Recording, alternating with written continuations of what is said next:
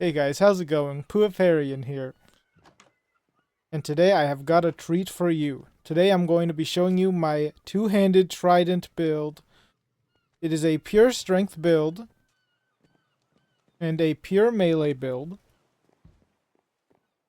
centering around this unique that I've gotten. I've been getting a ton of uniques and trying out a bunch of different builds, and I found a very cool build around with the Impaler. Now, the basic idea of this build is that all of the melee skills, this is the melee class by the way, are kind of mediocre. So we're going to ignore all of them, but I really wanted the passive effects from it. So I've pretty much buffed out all of these passive effects. We don't really need to use this, but the main damage dealer of this entire build is this execute attack here. Now, execute is a skill that, even though it's meant to hit low target enemies, just does a ton of damage for no reason anyway. If we look, this does 1832, while the skill right underneath it does 830. We are talking a 3-digit to 4-digit increase. And so that's basically the entire build. That's the way the build around works. We're using a high damage weapon with a high damage skill. Now let me go through the specifics about certain things that I've got here. First off, I kind of just leveled only strength the entire time. The extra points, you kind of only really need to level up dexterity to the point that you can use your spear. And I've got some additional points. I didn't have to level at all my dexterity because, one, I got all my points from the talent tree, which I'll get through later. But more importantly, I've got some uniques like Ghast Tier here that gives you a bunch of dexterity for free. And this shiny ring here, which is equipped with a bunch of runes to give me Chosen of Azuna, so that I can basically skirt the requirement of dexterity, because dexterity isn't really that useful for this build. It's all really in the strength. If we look here, it says weapon damage increases. We have 171, so we get a 17% damage increase. And obviously we're also only using armor. We're not on any magic shield, really. The magic shield is just coming off of, I believe... Which item is giving me magic shield? Something is giving me magic shield. I believe it's one of the rings. Is it this one? No. No, it's not that. That's the codex. Maybe... Do I get some from being intelligent? No, that's a percentage-based increase. Well, something is giving me mana shield, but as you can see, it's only 42. 42 is very small for this kind of build. So, this is a armor-only build. Hence the reason why we have 171 strength. And now going on to the skills in more in depth, we have Execute, obviously the big damage dealer, but also we have Puncture. You can kind of spam Execute and Puncture together, but it does exhaust a lot of your energy. And then of course, I have a couple of buffs here. I have Stance and Protection. Protection is a buff that lets you just gain some armor and elemental resistance. I really just don't have anything else to spend my points on, so these kind of were just like last choice options. And then I have 1 point in Flicker Strike as well, which I really like for maps because it lets you basically skirt this thing that they have in maps. They actually prohibit the use of ender pearls in maps, so you have to use something like Flicker Strike to just teleport to places. This is going to actually go through walls if there's a 1-block gap, which is really cool. And then on to my passives. I kind of got all the passives I wanted out of the melee skill tree. So I've got 8 physical resistance. I've got attack, health, leech. Honestly, this is kind of useless because there is a cap, but there really isn't much for me to level up otherwise. I've got health regen, I've got some. I'll show you how this is actually affected. I've actually got I've got to show you my skill gem tree for that, because there's something in there that is being enhanced by this. And then I've got all of the health boost. I don't need anything like passive block chance at all, because you're not allowed to use a shield if you're using a trident, because the only two-handed weapon in the entire mod pack. So I've got no passive block increase.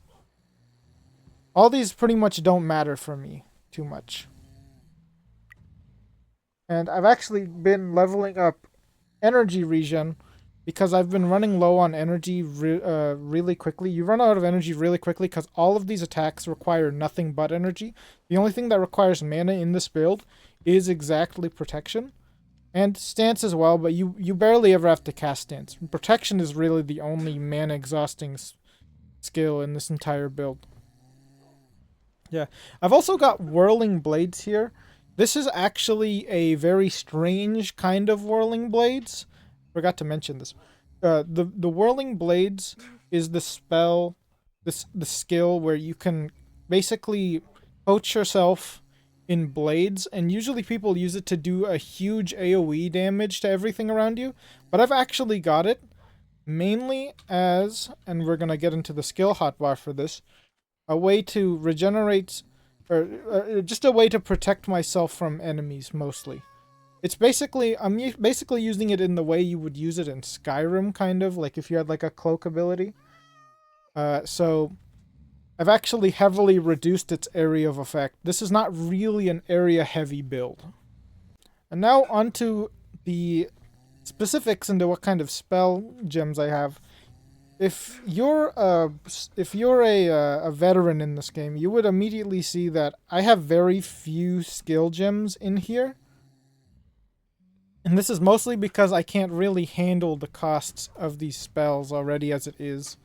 So I've got just some energy leech, and I've got these support gems that turn my mana into skill damage, because I don't really use mana. So this is basically just free damage on top of my my execute.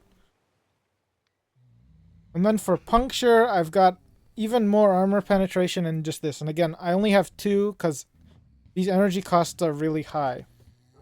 Though my energy regen is pretty good too, still.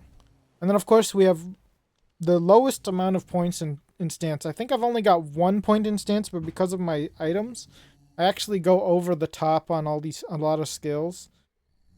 So some of these are like 17s and 3s and all that stuff. So this is a really low skill gem build. And of course, Flicker Strike, I've only got it level 3, so I don't have any skill gems at all on it. And then going on to this part, this is the part that I was talking about, where my health regen was being affected. So I've got a Mythic Armor Augment. This is the largest number one that I have. This gives me more armor, obviously. I've got a Chaos Augment. I actually have a ridiculously low amount of Chaos Resist. Like it's like super far in the negatives without things like this. And then this is my health regen. This is basically my only source of health regen. Everything else is just multipliers on this. This is my only base health regen in the entire build. Because I've noticed that there just isn't any health regen in like the skill tree or the talents. There's nothing. Not even in the Ascendancies, I'm pretty sure. Like if you look up health regen, all of it is percentage-based increases, which are not useful. Like they're not useful, obviously, but you need to have a base amount, and this is pretty much my only source, as I said. So let us move on. I think I'm going to talk first about the Ascendancy, actually, because it's much smaller and easier to talk about. So I have chosen the Gladiator Ascendancy because it just gives me more physical damage. And then this also gives me more physical weapon damage. This is an entirely physical damage build. There is no elemental damage in this build. What this means is that when you go into a map, you can just go in the map, you see a curse, you pick the elemental damage curse, and you just ignore it, because... Or you just get like a free curse, basically, because it doesn't affect your damage at all. You can also kind of do this with mana as well, because you don't use any mana. So you just click that one. Done. Easy. Free curse. Free increase to my curses. Same thing with magic shield. Same thing with, like, dodge rating, if that ever appears. I don't think that can appear, though. Or if it does, I have not seen it once. I'm pretty sure it can, though, because there is a one that's, like, reduce your armor, and I haven't clicked that. But you can basically click those, and this isn't really a crit build, so you can also click the crit ones. The reason why I built this entire build, honestly, is because I wanted to be able to just ignore all of those effects. And this build is very effective at having a wide berth of effects that don't affect you. And now we will go on to the talent tree. After this, I'll show you the armor and equipment I'm working with. It's pretty basic, though. So here's my talent tree.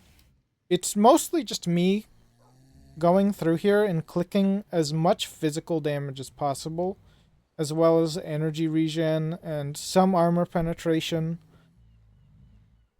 We're really just trying to maximize our damage. I even clicked this one, this focus technique. This is actually very specific to this build. I rarely ever collect this, because I usually like area of effects. So the fact that this build can run this is kind of crazy. No reckless defender with this build. Usually you would use that with like a dodge rating build, or if you got like a magic shield build, but I can't use it in this one. We have Netherite Bastion. You know, no dodge rating means that you can willingly give up all of your dodge rating. 0 minus 100% of 0 is still 0, obviously. Yeah, I actually think I clicked only every single armor node on this tree, but I did miss a few. There's some here. I'm actually still working on it, because I think there's also some here. Yeah, there's some here that I need to collect. But I think that's literally all the pure armor on the entire tree. Other than that, see, these have like dodge rating attached to them. This area has some... This area has magic shield attached, and we're not using magic shield at all.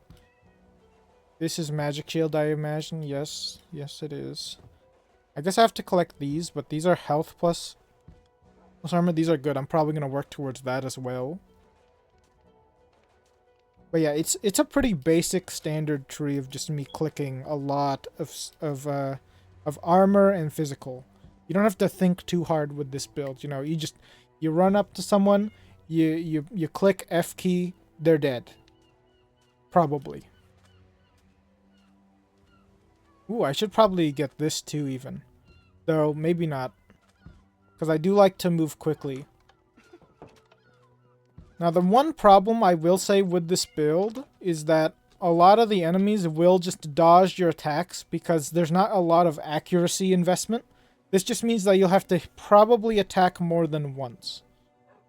So, keep that in mind. And now I will get on to the equipment that I'm using.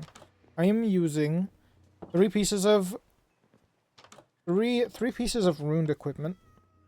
This is just because I had the requisite material. I think I had this chest plate already. Oh, this is where my magic shield was coming from. I had this chest plate already in my stock. This is just a fortitude chest plate. Fortitude is just a supercharged piece of a supercharged rune word that gives you a lot more gear defense, some elemental resistance. You can see there. It's really good. Then I have wealth on my pants. I only had this because if you have better rune words, you should probably pick them out, but I only picked this because it's really easy to acquire. When you reach the point of this part of the game where you're mapping, the runes for this one are not that hard to acquire. For the plate boots, I actually had to work pretty hard to get these. You have to kill a wreck. You have to kill this boss. Hold on. Let me pull it out. You have to farm this boss to get it. Arachnarch. See, to get the Daw rune. I had to kill way more than 4 to get this Daw rune, by the way. That 25% is clearly lying to you. And then, of course, I have a helmet, and it's red, therefore it is a unique. I just sort of picked this unique from the uniques that I had. This one has good projectile resistance, just off the bat. And it's just an overall pretty good piece of equipment, even though it has a min roll on its armor. Honestly, I would say that for building, you just need to pick some good armor that's like high in numbers, because for the most part, your equipment, like the equipment, it just needs to be big numbers. Honestly, like it's just big armor and big health, so that you can multiply it later with things like strength and all the armor nodes on the tree. I would also like to remark that everything below, like, legendary is useless at this point. It's pretty bad if you're not using legendary at least for things. You'll see here that I have no equipment that is... I have 0 equipment that is epic or below. It's all legendary and above. And when you're like super late in the game, it's actually not that hard to get a lot of uniques and legendaries, especially out of the mapping, the curse system of the mapping of the maps, the prophecy system. It makes getting uniques really easy. And now also I gotta show my jewelry. I've mostly just been using the same jewelry for quite a while now. This Chosen of Azuna is really strong. Just a pretty good generic rune word for jewelry. I've just got this on because it has... I can socket it with a gem. And the sapphire gem is really good to socket into jewelry. If we look at it, it says 10% elemental resistance. That's just across the board on jewelry. It's really strong. I think the only other jewel that's really good for us is probably the opal as well. That gives us a percentage-based increase on strength. I think there's another one too.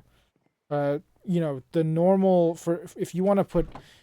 I didn't really showcase this, but I've also got a gem in my my unique hat. Just to increase my chaos resist, because again, my chaos resist is really low in comparison to the other ones. Surprisingly, my cold resist is too, but chaos resist usually ends up being the troubling one to increase. So that's all of the equipment pretty much, and that's pretty much the entire build. It's just a physical damage, no shield required. This is actually really important. I forgot to mention this in the equipment. Because you don't need a shield, you know, you don't have to go through the difficulties of getting all the little enchantments and things, which I didn't also mention. I forgot to mention. I don't have exactly the greatest enchantments. If I were completely done with this build, I would be using things like the imbuement table. Where's my imbuement table? It's somewhere around here. Oh, there it is. My imbuing table to get a bunch of +6s and stuff, you know. You can go to, like, protection 6, get a bunch of armor. That's one of the other benefits that a armor class can take advantage of, is that I keep rolling goddamn protection instead of projectile protection or blast protection, but since I've been rolling protection, it's fine now, because I can actually use the armor increase. So yeah. That's pretty much all the equipment. That's all the build. Again, just a physical damage build where you don't have to use a shield. And now I'm going to show you just a bit of gameplay with it, where I kill all the important bosses with it, as well as a little bit of mapping. And so, hope you enjoyed the video. I'll see you all next time. Peace. Now why is the arm button down? Why is the arm on the right? I'm actually gonna do them in order. I'm gonna do like this one. Then I'm gonna do the second one. I'm gonna do the third one. I don't know actually. Maybe I don't do the third one. Maybe I skip the third one because I can't get that item. I'll do these two though. That one. Where'd he go? Where did he go? Okay. Oh my god, did I get 0 illusionary dust again? Actually never lucky.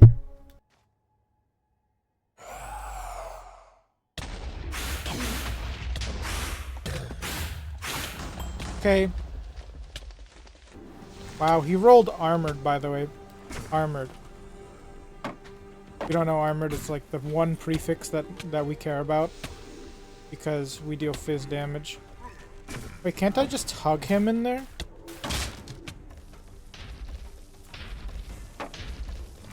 Dang, I hate missing. There we go. Okay. Let's do... Fish... Dungeon. Alright.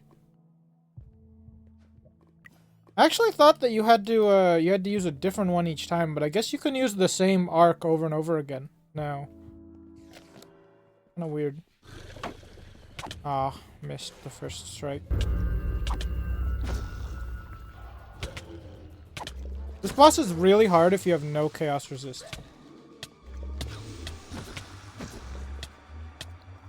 Even if you're like level 60, this boss is way too hard. It's not way too hard, but like it's harder. If you don't have any chaos resist. Holy crap, hold on. I'm just gonna do this for the video. There we go. Just so you can see. You can even hit them with execute from the bottom. You can hit this boss. Surprisingly, execute kind of has a wide berth to it. And... okay. Alright, let's kill the Ender Dragon now. You know, actually, maybe it's not a great idea to not break all the crystals.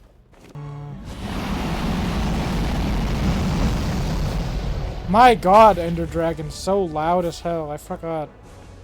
Is that all of them? No, there's one more.